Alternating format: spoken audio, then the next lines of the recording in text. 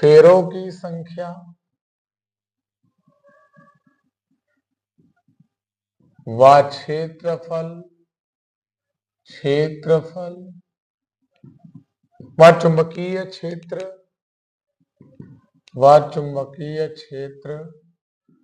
के मान को बढ़ाकर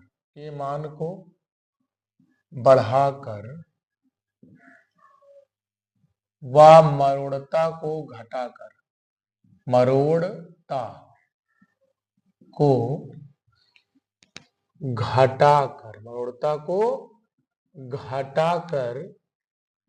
बढ़ाई जा सकती है।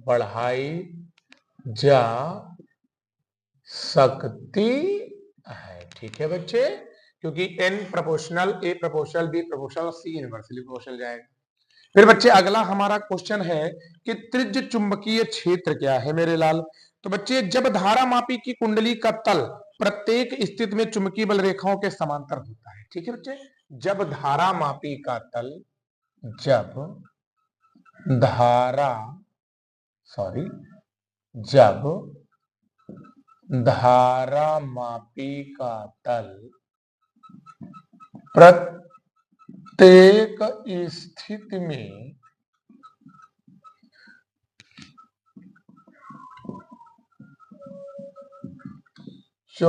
में चुंबकीय बल रेखाओं के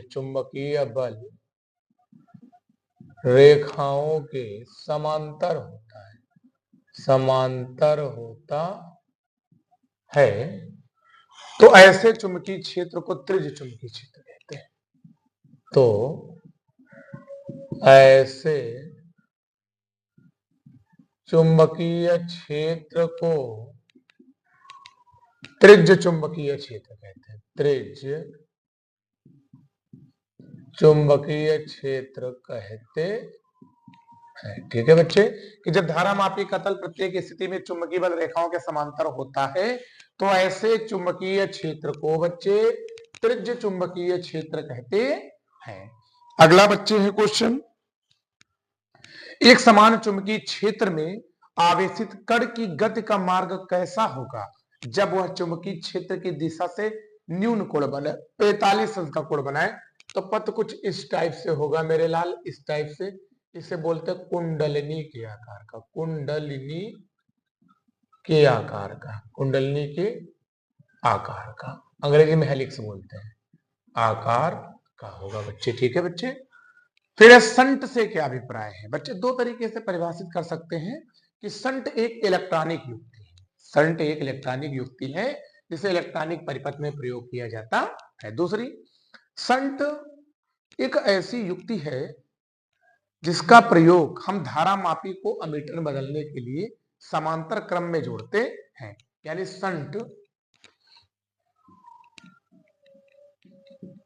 एक प्रकार का प्रतिरोध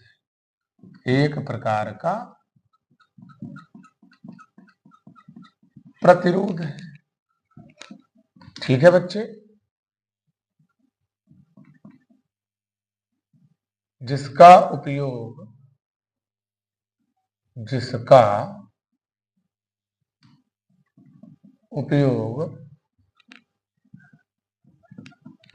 धारा मापी को अमीटर में रूपांतरित करने में करते हैं।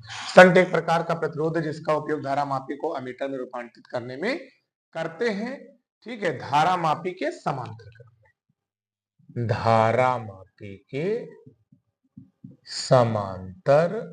क्रम में, ये इसका उत्तर हो गया। या फिर संट एक प्रकार की इलेक्ट्रॉनिक युक्ति है जिसका उपयोग इलेक्ट्रॉनिक परिपथ में करते हैं। सीधे धारावाही चालक के कारण चुंबकीय बल रेखाओं को प्रदर्शित कीजिए। देखिए ये बच्चे हो जाएगा इसका आंसर, ये हो गया सीधा चालक, और ये हो जाएगा चुंबकीय बल रेखाओं का जो इसका फिगर बनेगा। ठीक है बच्चे, इस टाइप से इसका फिगर बनता है। ये तार में प्रवाहित धारा आई। ठीक है बच्चे, कि सीधे धारावाही चालक तार के कारण चुंबकीय बल रेखाओं को प्रदर्शित कीजिए। ये आपका चालक तार बना दिया बच्चे। एक्स और वाई, और इसमें प्रवाहित धारा आई, और ये बन गया बच्चे इसका पैटर्न। ठीक है मेरे लाल। आगे, लोहे के अतिरिक्त दो अन्य लौह चुंबकीय पदार्थों के नाम। तो बच्चे लोहे के अतिरिक्त हो जाएगा कोबाल्ट, क्या हो जाएगा बच्चे, कोबाल्ट, और भी होते हैं व निकिल, कोबाल्ट व निकिल। ठीक है बच्चे। प्रचुंबकीय अनुचुंबकीय लौह चुंबकीय पदार्थों की चुंबकीय प्रवृत्ति, भैया बहुत इंपॉर्टेंट क्वेश्चन है, तो याद कर लीजिए कि प्रचुंबकीय पदार्थों की चुंबकीय प्रवृत्ति होती है, जिसे हम लोग काइयम लिखते हैं। कैसे लिखते हैं बच्चे, काइयम से लिखते हैं। कैसे लिखते हैं, काइयम, इसे बोलते हैं काइयम। ठीक है। इसकी जो होती है -1 से बच्चे 0 के बीच में होती है। इसकी बच्चे होती है 0 से 1 के बीच में बच्चे। और अगर मैं बात करूं मेरे लाल यहां पर, तो आपकी -1 से 0 पहला हो जाएगा, और 0 से 1 दूसरा, और फिर 1000 से मेरे लाल 10,000।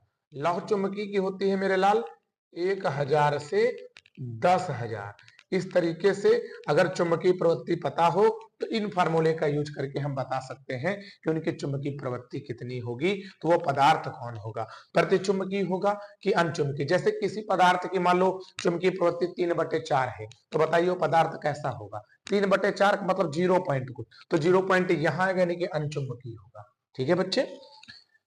प्रचुंबकीय अनुचुंबकीय लौह चुंबकीय पदार्थों की चुंबकशीलता यानी म्यू आर को बोलते हैं। तो बच्चे याद रखना, इसका जो म्यू आर होता है वो 1 से क्या होता है, छोटा। प्रचुंबकीय पदार्थों की चुंबकशीलता 1 से कम होती है। अनुचुंबकीय पदार्थों की चुंबकशीलता थोड़ी सी 1 से अधिक होती है। लौह चुंबकीय पदार्थों की चुंबकशीलता बहुत अधिक होती है 1 से। ठीक है बच्चे। ऐसे पदार्थ जिनमें अकेले परमाणु का चुंबकीय आघूर्ण शून्य नहीं होता है, अकेले परमाणु का चुंबकीय आघूर्ण शून्य नहीं होता, क्या कहलाते हैं बच्चे, अनचुंबकीय पदार्थ कहलाते हैं बच्चे, अनचुंबकीय पदार्थ कहलाते हैं, अनचुंबकीय पदार्थ कहलाते। ठीक है बच्चे। नेक्स्ट है स्वप्रेरण व अन्योन्य की परिभाषा लिखनी है बच्चे। स्वप्रेरण व अन्योन्य की परिभाषा हम लोग लिखेंगे इसके क्रम में। तो देखिए बच्चा, बड़ा आसान सा टॉपिक है स्वप्रेरण। स्वप्रेरण कैसे हम पढ़ेंगे, स्वप्रेरण देखिए। ठीक है बच्चे। तो बच्चे ये क्या होता है, Li=N∅। क्या फॉर्मूला होता है, Li=N∅। तो ये गुणे में इधर कहां जाएगा, भाग में, यानी चुंबकीय क्षेत्र में स्थित, चुंबकीय क्षेत्र में स्थित, ठीक है, किसी कुंडली में चुंबकीय क्षेत्र में स्थित एकांक फेरो वाली कुंडली में, एकांक फेरो वाली कुंडली में एकांक एम्पीयर की धारा प्रवाहित करने पर, एकांक फेरो वाली कुंडली में एकांक एम्पीयर की धारा प्रवाहित करने पर कुंडली के चुंबकीय फ्लक्स ग्रंथिकाओं की संख्या को, प्रवाहित करने पर कुंडली की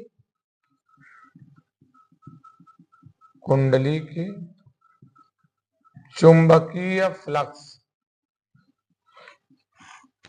ग्रंथिकाओं की संख्या को, चुंबकीय फ्लक्स ग्रंथिकाओं की संख्या को स्वप्रेरकत्व या स्वप्रेरण कहते हैं। ठीक है बच्चे। स्वप्रेरण गुणांक कहते हैं, क्या कहते हैं बच्चे, अन्योन्य प्रेरण व स्वप्रेरण गुणांक होना चाहिए। स्वप्रेरण यहां कर लो बच्चे गुणांक। ठीक है बच्चे। स्वप्रेरण गुणांक, स्वप्रेरण व अन्योन्य प्रेरण गुणांक को परिभाषित कीजिए। तो चुंबकीय क्षेत्र में स्थित एकांक फेरों वाली कुंडली में एकांक एम्पीयर की धारा प्रवाहित करने पर कुंडली में चुंबकीय फ्लक्स ग्रंथिकाओं की संख्या को स्वप्रेरण गुणांक कहते हैं, स्वप्रेरण गुणांक कहते हैं, स्वप्रेरण गुणांक कहते हैं। इसे L से प्रदर्शित करते हैं, इसे L से प्रदर्शित करते हैं। ठीक है बच्चे। यहां पे जगह नहीं है मेरे लाल, यहां पे आपको हम समझाते हैं कि आपका अन्योन्य प्रेरण प्रेरण क्या होता है। देखो अन्योन प्रेरण क्या होता है बच्चे, बड़ा ही आसान सा टॉपिक अन्योन प्रेरण, कि चुंबकीय क्षेत्र में चुंबकीय, ये क्या है बच्चे, अन्योन्य प्रेरण गुणांक। ठीक है बच्चे, चुंबकीय क्षेत्र में परस्पर समीप में स्थित, ठीक है, दो कुंडलियों में से, दो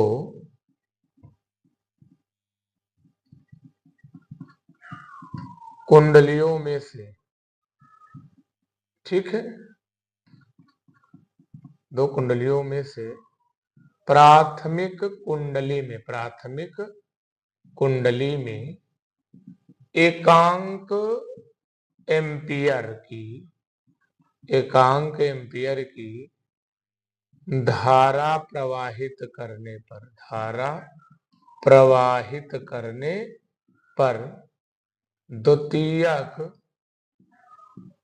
कुंडली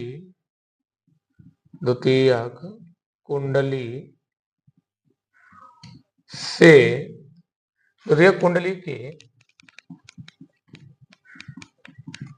एकांक फेरों से बद्ध चुंबकीय फ्लक्स को, या ग्रंथिकाओं की संख्या को, चुंबकीय फ्लक्स को अन्योन्य प्रेरण गुणांक कहते हैं। अन्योन्य प्रेरण गुणांक कहते हैं। इसे m से प्रदर्शित करते हैं, ठीक है बच्चे। इसके अगर फार्मूले की बात करेंगे बच्चा, तो इसका फार्मूला हो जाएगा m is equal to N2/2/I1। जरा समझो इसको कैसे करेंगे।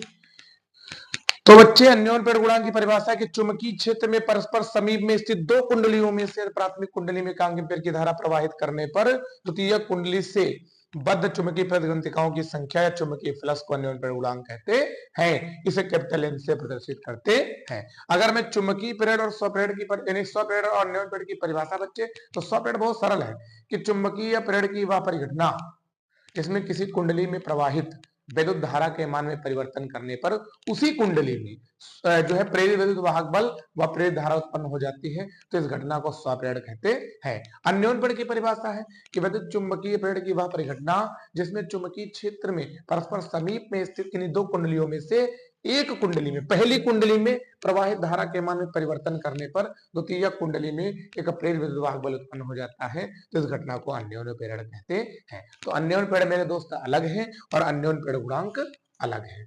नेक्स्ट, चुंबकीय फ्लक्स की परिभाषा, बहुत बढ़िया टॉपिक है बच्चे, कि किसी चुंबकीय क्षेत्र में स्थित बंद पृष्ठ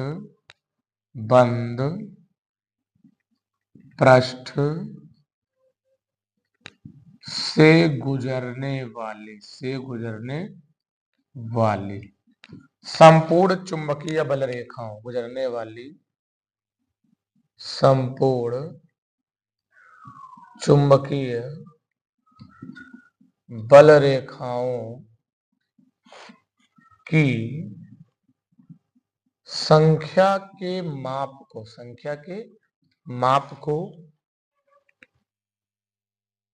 चुंबकीय फ्लक्स कहते हैं। चुंबकीय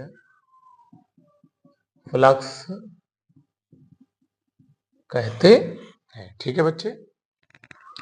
इसे फाई बी से प्रदर्शित करते हैं, फाई बी बराबर बी इंटू ए कास थीटा, ठीक है बच्चे। अब इसका अगर हम वीमा की बात करेंगे बच्चे, तो वीमा हो जाएगा न्यूटन प्रति एम्पियर मीटर, न्यूटन मीटर प्रति एम्पियर। तो न्यूटन मीटर प्रति एम्पियर का मतलब हो जाएगा बच्चे, न्यूटन मीटर प्रति एम्पियर का मतलब हो जाएगा बच्चे ml² t-2 और बच्चे a-1, ठीक है बेटा। आगे चलेंगे, दो घटकों के नाम लिखिए जिन पर कुंडली के जोड़े का अन्योन्य प्रेरकत्व निर्भर करता है। तो बच्चे, एक तो दोनों कुंडलियों के फेरों की संख्या के दोनों कुंडलियों के फेरों की संख्या पर बच्चे निर्भर करता है, फिर बच्चे कुंडली के क्षेत्रफल पर निर्भर करता है और क्रोड के पदार्थ पर निर्भर करता है बच्चे। ठीक है, तो यानी कौन से कुंडली के क्षेत्रफल, द्वितीय कुंडली के क्षेत्रफल पर निर्भर करता है। जो बच्चे स्क्रीनशॉट कर लीजिए इसको, फिर आगे समझाते हैं। चलिए, नीचे दिख नहीं रहा होगा, ऊपर समझा देते हैं। ठीक है बेटा, देखिए तो भैया दो घटकों के नाम लिखना जिनपे कुंडली के जोड़े का अन्य प्रेरकत्व निर्भर करता है। तो कुंडली का दोनों कुंडलियों के फेरों की संख्या पर। नंबर 1 क्या हो जाएगा बच्चे, दोनों कुंडलियों के फेरों की संख्या पर। नंबर 2 हो जाएगा बच्चे, ठीक है, दोनों कुंडलियों के फेरों की संख्या पर। नंबर 2 क्रोड के पदार्थ पर, क्रोड के पदार्थ पर, क्रोड के पदार्थ पर। नंबर 3 हो जाएगा बच्चे द्वितीयक कुंडली के क्षेत्रफल पर, द्वितीयक कुंडली के क्षेत्रफल पर। ठीक है बच्चे, ये आपका हो गया 53 नंबर का आंसर ऊपर हो गया बच्चे। अब आप लोग स्क्रीनशॉट एक बार और कर लीजिए बच्चे, फिर हम आपको लेकर चलते हैं आगे के कुछ महत्वपूर्ण प्रश्नों पर।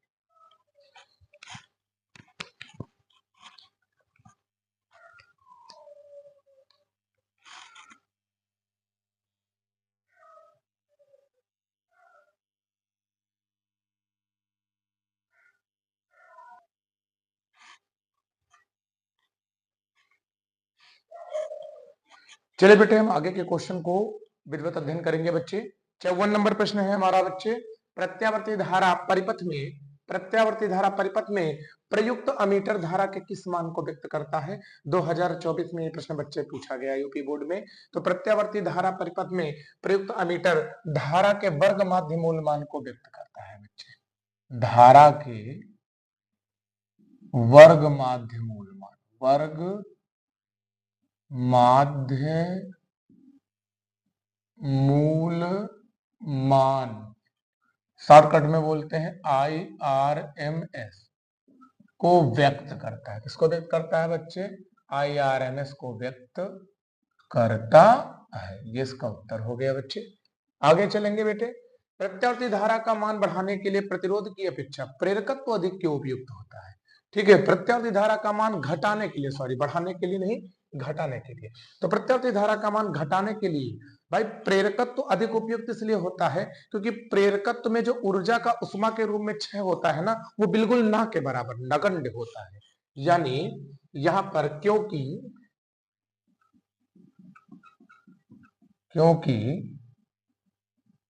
प्रेरकत्व में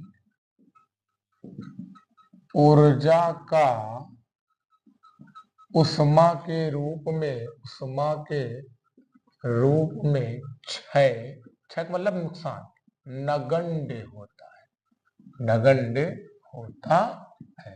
इसलिए प्रेरकत्व प्रतिरोध की तुलना में अधिक उपयुक्त होता है। एलसीआर परिपथ में धारा तथा वोल्टेज कब समान कला में होते हैं, जब यह अनुनादी परिपथ होता है, जब यह अनुनादी परिपथ होता है, रेजोनेंस सर्किट अनुनादी परिपथ होता है, जब यह अनुनादी परिपथ होता है तो भैया धारा वोल्टेज समान कला में होते हैं। अनुनादी आवृत्ति किसे कहते हैं, बहुत ही इंपॉर्टेंट क्वेश्चन है बच्चे, और आपसे बहुत बार मेरे दोस्त पूछा गया है। तो बहुत सिंपल है कि अनुनाद की स्थिति में प्रेरकत्व के कंपन की जो आवृत्ति होती है उसे हम क्या कहते हैं बच्चे, अनुनादी आवृत्ति कहते हैं। यानी कि अनुनाद की स्थिति में, अनुनाद की स्थिति में,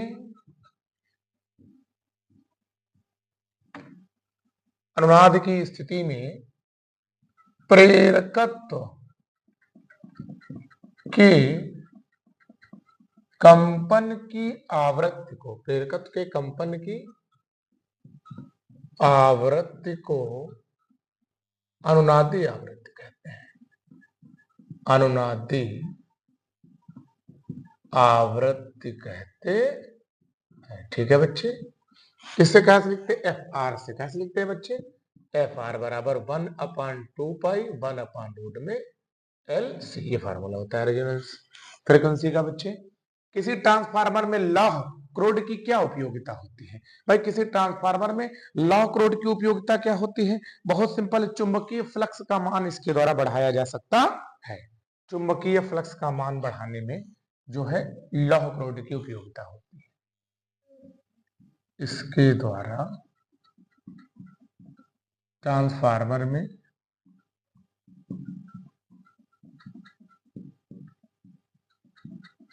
चुंबकीय फ्लक्स का मान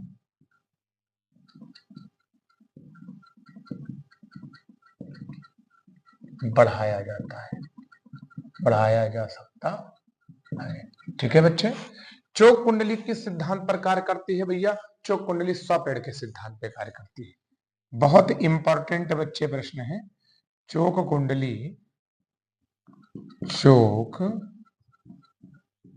कुंडली स्वप्रेरण के सिद्धांत पर कार्य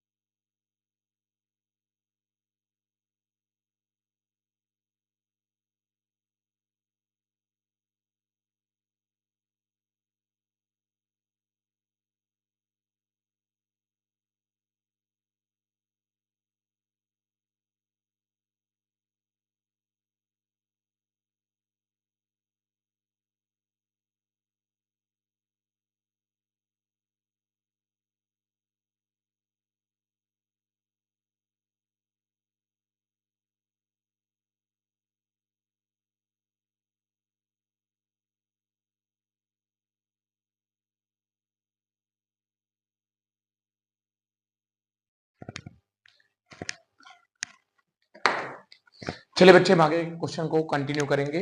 ठीक है, इस वीडियो में जो बचे हुए प्रश्न थे उनको इस वीडियो में कंटिन्यू करेंगे बच्चे। अपचायी ट्रांसफार्मर व उपचायी ट्रांसफार्मर के लिए आर का मान होता है, तो बच्चे आर को बोलते हैं परिणमन नियतांक। क्या बोलते हैं बच्चे? परिणमन नियतांक। अपचायी ट्रांसफार्मर के लिए इसका मान एक से ज्यादा होता है, सॉरी एक से कम होता है बच्चे, और उच्चाई के लिए एक से इसका मान क्या होता है? ज्यादा होता है। ठीक है बच्चे, ये रहा इसका उत्तर। फिर बच्चे विस्थापन धारा क्या है? यानी कि वह धारा जो परिवर्तनशील विद्युत क्षेत्र के कारण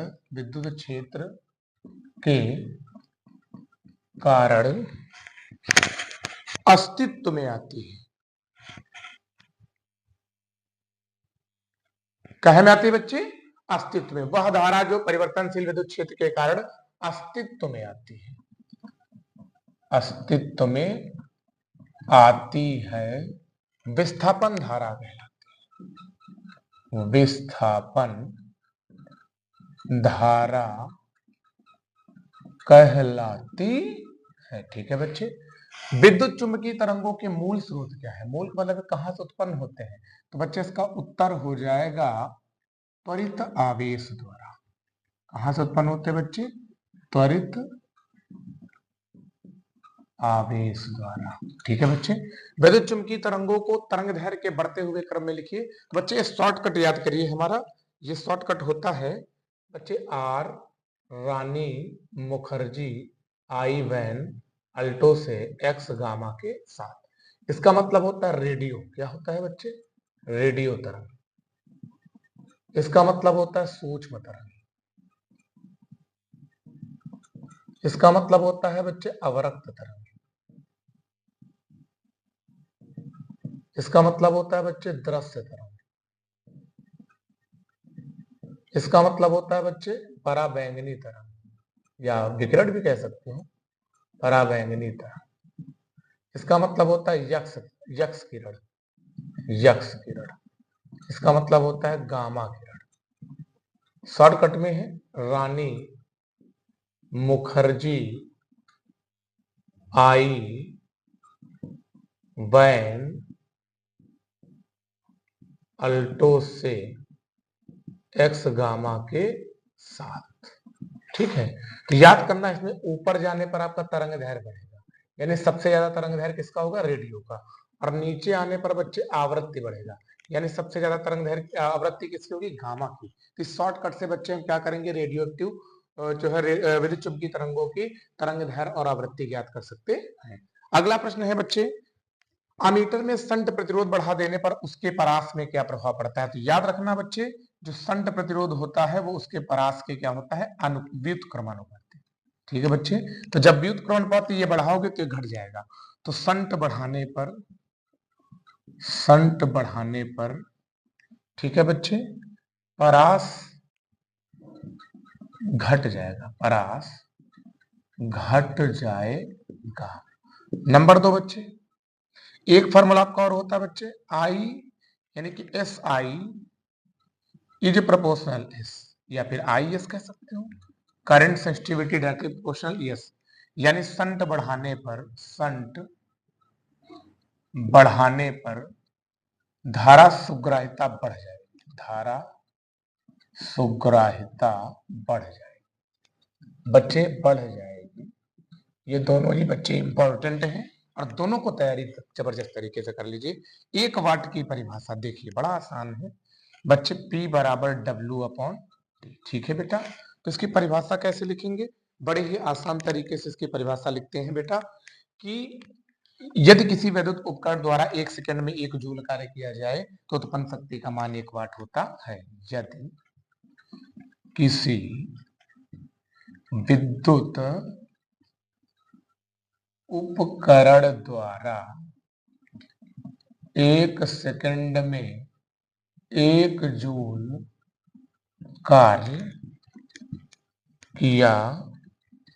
जाए तो उत्पन्न शक्ति का मान 1 वाट होता है। ठीक है बच्चे, अब आते हैं 1 वोल्ट की परिभाषा। तो बच्चे इसको निकाल सकते हैं V बराबर W/Q0 से, कि अनंत पर स्थित एकांक धन परीक्षण आवेश को विद्युत क्षेत्र के किसी बिंदु तक लाने में 1 जूल कार्य करना पड़े तो उत्पन्न विभव का मान 1 वोल्ट होता है। तो क्या लिखेंगे, अनंत पर स्थित एकांक धन परीक्षण आवेश को विद्युत क्षेत्र के किसी बिंदु तक लाने में यदि 1 जूल कार्य करना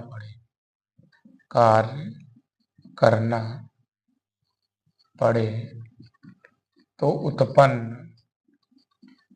विभव का मान 1 वोल्ट होगा। ठीक है बच्चे, 1 ओम की परिभाषा की बात करेंगे बच्चे, तो 1 ओम की परिभाषा हो जाएगी R बराबर V बटे आई, R बराबर V बटे आई। यदि किसी चालक के सिरों के बीच एकांक एम्पीयर की धारा प्रवाहित करने पर चालक के सिरों के बीच यदि किसी चालक में एकांक एम्पीयर की धारा प्रवाहित करने पर चालक के सिरों पर विभवांतर 1 वोल्ट हो तो उत्पन्न प्रतिरोध का मान 1 ओम होगा। ठीक है बच्चे, अगली हेडिंग है मेरे लाल, अगली हेडिंग 1 एम्पीयर की परिभाषा। किसकी परिभाषा है बच्चे, 1 एम्पीयर की परिभाषा है। ठीक, तो 1 एम्पीयर की परिभाषा नीचे हो सकता है कि ना दिखे बच्चे, हम यहाँ पे लिखे दे रहे हैं, ये है आपकी 1 एम्पीयर की परिभाषा। ठीक, 1 एम्पियर। ठीक, तो 1 एम्पियर की परिभाषा हो जाएगी बच्चे कि किसी विद्युत परिपथ में यदि 1 सेकंड में 1 कूलाम आवेश प्रवाहित हो तो उत्पन्न धारा का मान 1 एम्पियर होगा। ठीक है बच्चे, 1 एम्पियर की परिभाषा। अगला प्रश्न है बच्चे हमारा कि विद्युत फ्लक्स को परिभाषित कीजिए। बहुत ही आसान सी परिभाषा है बच्चे इसकी। क्या हो जाएगा कि विद्युत क्षेत्र में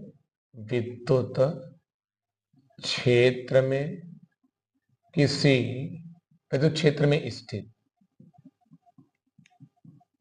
किसी बंद पृष्ठ से गुजरने वाली संपूर्ण विद्युत बल रेखाओं की संख्या के माप को विद्युत फ्लक्स कहते हैं। विद्युत फ्लक्स कहते हैं। इसे फाई ई से प्रदर्शित करते हैं। ठीक है बच्चे, अब आगे है बच्चे कि विद्युत फ्लक्स धनात्मक। तो देखिए, यदि किसी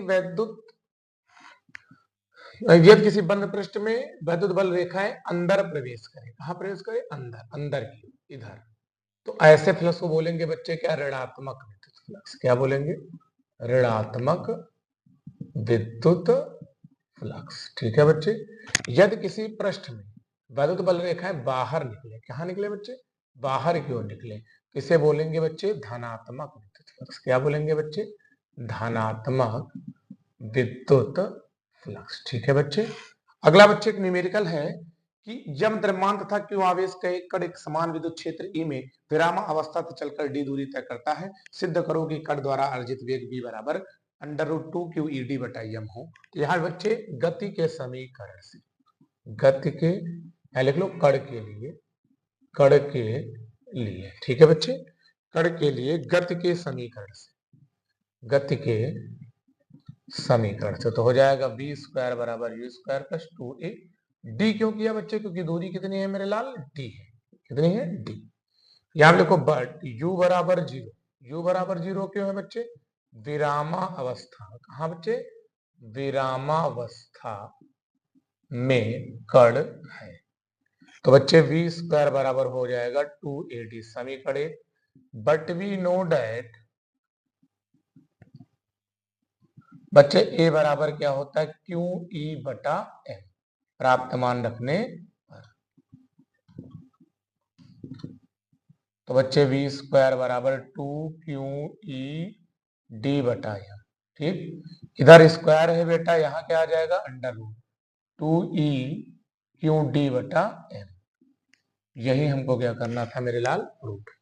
ठीक है बच्चे, इस तरीके से हमने भौतिक विज्ञान के प्रथम प्रश्न पत्र के सभी अति लघुत्तरी प्रश्नों का विधिवत अध्ययन किया। उम्मीद करता हूं कि आपको ये सारे प्रश्न बच्चे पसंद आएंगे और ये बहुत महत्वपूर्ण है आपके यूपी बोर्ड 2025 के लिए।